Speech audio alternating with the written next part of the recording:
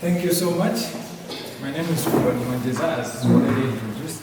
So I'll be presenting on a topic exploring key characteristics of digital banking services in Malawi, a multi-channel factor analysis approach. So this is a good opportunity because I'll also be presenting this topic at Middlesex International University in Dubai on Saturday for a research competition. So the feedback that you are going to give me will help me to refine it so that I can stand a better chance of winning an award.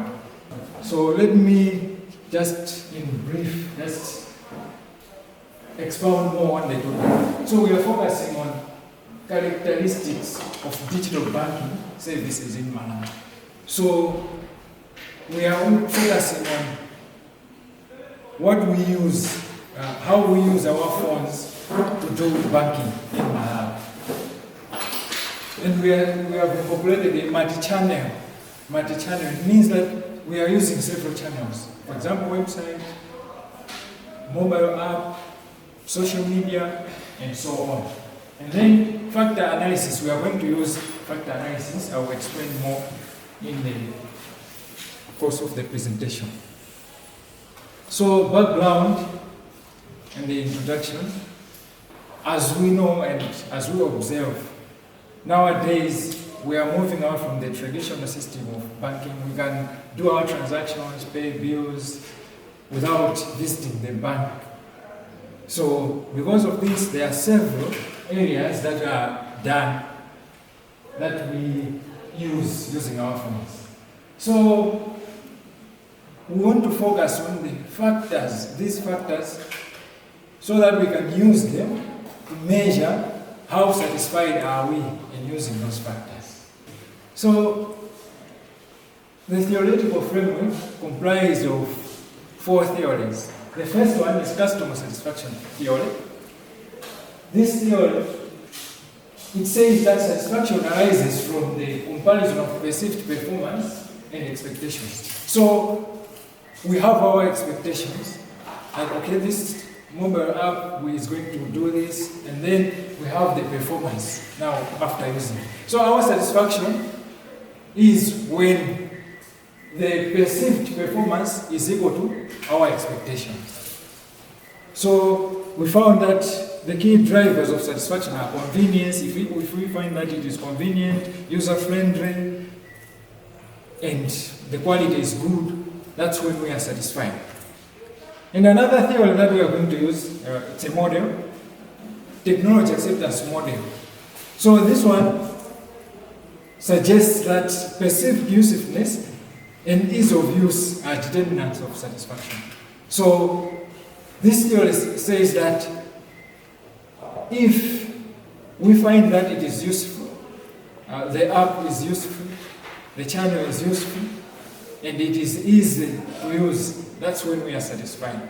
And also we have service quality model, which has 5 dimensions as indicated there. Reliability. If we can rely upon, we can depend upon the mobile app or the channel that we are considering. Assurance, are we assured of the security? If we are using the mobile app or phone banking, something like that. Responsiveness. Is it responsive enough when we have queries or when we want to do a transaction? Is it responsive enough? Empathy. Are the ones who designed the application or the channel, do they have empathy? Do they fit in our shoes like when we are using it and then design it to meet our demands? And tangibles, how useful it is. And the last one is digital marketing theory. So this one focuses on engagement. How engaged are we when we are dealing with the digital channels that we use? So talking about the problem statement stroke research gap, we find that because we are going digital, and then there is lack of comprehensive research, especially in Malawi. There are some researches, but we lack comprehensive research. And also, most studies are focused on isolated channels. For example, other studies have just focused on maybe mobile app banking or social media banking or maybe WhatsApp banking or other areas of technology.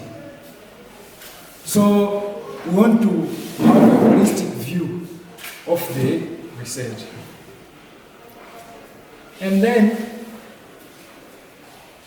when we want to measure satisfaction, or when we want to measure how useful an app is, a mobile application is, we use generic terms like other people just use the service quality model. So we design the tool that we can use it to measure satisfaction with mobile banking. So we have two research objectives. The first one is to investigate the combined influence of various digital features as listed there on overall customer satisfaction. But this one, we are just focusing on the factor part. We are just describing the factors and how are they interrelated to each other so that we can use them to measure customer satisfaction. And also, we want to evaluate the reliability and validity of a newly designed questionnaire that can be used. And the data analysis, there were several steps that were used and several softwares that were used. So, first of all, as I said, we were measuring the reliability and validity of the questionnaire. So we used the Kondwani alpha to measure internal consistency.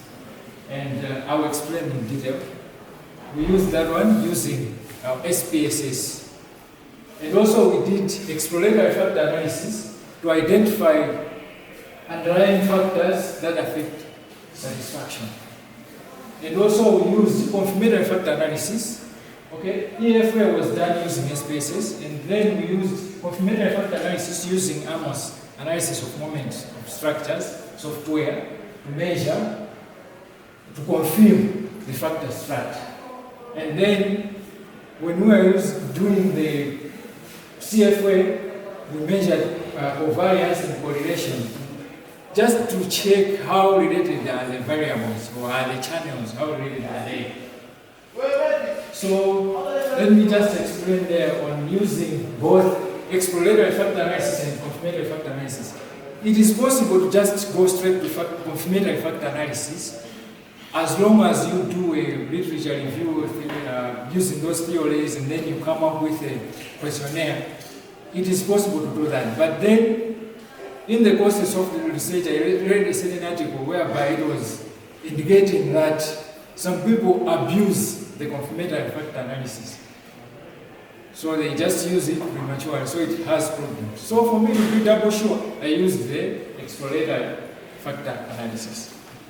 So I will just, there are 5 tables that are similar to this. I will just explain one and then it applies to the rest. So Kondwani alpha measures internal consistency. Okay, I came up with 25 questions that are encompassing all the factors, all the channels. Now, by saying measuring internal consistency, it means that those questions or statements are they going in the same direction? Are they measuring the same thing? So, as you can see at the end, the Kondwani alpha, it's above 0.9. That means 90%. So it means it's a good indication. As well as the correlation. The correlation is always positive. That means they are going the same direction. If we had a negative one, that means we needed to remove that item. But in this case, we did not remove. So the explanation is the same. Let me go straight to exploratory factor analysis. Exploratory factor analysis is done to group the factors together. For example, on that one I mentioned of 5 factors. Website, mobile app. So I had the statements and then they needed to be grouped. The statements which are talking about the same factor were supposed to be grouped using the analysis of moment structures. So they were grouped into 5 factors. The 5 factors are factor number 1 is phone banking with the statements that are dealing with phone banking. So you can see the values they are above, most of them are above 0.7, which is above 70%. And factor number 2, email. Factor number 3, social media. Factor number 4, website. And factor number 5, mobile app. Now, after grouping them together, we needed to find to confirm if it is really a good model. So we used confirmatory factor analysis. So you can see these boxes are representing the statements. We have 5 statements on each factor or on each channel: website, mobile app, social media, email, and phone banking. And then those arrows are indicating how each channel is interrelated to each other. So to check if the model is fitting very well, we used those criteria. The degree of freedom was 2.454. If it is less than 3, that means it is a good fit. And then we used the root mean square error of approximation. That one, the benchmark is 0.08. That means they allow for an error of 8%. But you can see that our error was only about 6%. That means it is a good fit. And then we have CFI, comparative fit index, whereby it compares our model to a straight line. And then if it is above 0.9, that means it is good. And also we have Tasker-Lewis index, which compares our model to a model which doesn't fit very well. So in this case, our value is 0.920, which means that our model is fit. Now, I talked about how each channel or each factor is related to each other.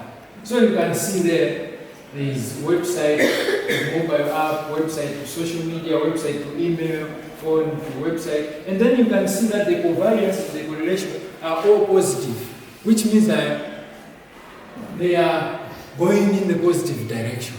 And also there is one thing that we need to take note on that one. Because, okay, if we had a certain correlation which was negative, it would mean that not all those factors contribute to satisfaction. So, and also if we had a high correlation, maybe 0.9, 0.8, it means that we will have a problem of autocorrelation, or those factors or those channels are correlating to each other or are speaking of the same thing. But you can see that it is around. The one that is highly correlated is only website and mobile app, which simply means that those who are highly satisfied with website, they are also likely to be highly satisfied with mobile app, which practically is okay, because website and mobile app, they are not far from each other. And then we have the convergent validity to just measure how are they varying from each other. So we can see that the values are close to 1, or they are above 0.5. So we can say that this is a good model. On this one, it shows that the items on each channel are contributing to that particular channel. On website usability, we are considering ease of use, visual appeal, accessible information. So we found that those are crucial. Those factors are crucial when we are talking about websites. And then it is consistent with some studies by Goswami and Viraz. And also on mobile app functionality, we are focusing on ease of use, comprehensive features, and security. So this one aligns with the technology acceptance model. And then we have another one, which is social media engagement and support. On social media, we are looking at how social media helps us to engage with the brand. and the support that we are given. You can see when you are using your bank, a lot of banks, they use WhatsApp banking, whereby you just put a number and then they give you the instructions. So we're looking at that. People are satisfied with that. It enhances communication. And also email content and value. Banks use emails to send us, sometimes they send us the balances, sometimes they even send us some bank statements, something like that. And then lastly, phone banking accessibility support. So customers are very knowledgeable representatives and efficient problem resolution. When you call the customer care, you call, for example, 626, 525, do they get the responses that they want? Are the call center agents knowledgeable enough to provide information regarding that product? So we found that people are satisfied with that. And then I explained about the interconnectedness of those factors, because we are talking about one thing. It's about key characteristics of digital banking. So those factors need to be interconnected, because if they are apart, then we need to measure them on their own. And then, as I said, what are the implications for Malawian banks? What are the implications? What should the banks do? The banks should, one, holistic optimization of digital channels is essential for maximizing customer satisfaction. So they should make sure that they use all of them, because as I said, something is good for engagement, something is good for information, and so on. So limitations and future research. The limitations that were there, it just used the online questionnaire. So the study already excluded those who are non-internet users. But then, since we wanted to measure all of them, all the factors, all the channels, then we find it good to use those who have internet, because they will give the views on each channel. And also, the focus was just on digital banking channels. It was a quantitative study. The questions were we were using Likert scale. So there are some other cash flow and individual factors that were excluded in this study. So future studies can use mixed methods to say, maybe after finding out this, and then we want to dig deeper into what satisfies the customers. So we can use interviews and focus groups. And also we can also find the demographic variations, because what can interest a youth and what can interest an elder is different. So in summary, this is what I found out. The study continued by using structural equation modeling, but for this research paper, it only focused on the factors only, but it continued to structural equation modeling. Thank you so much.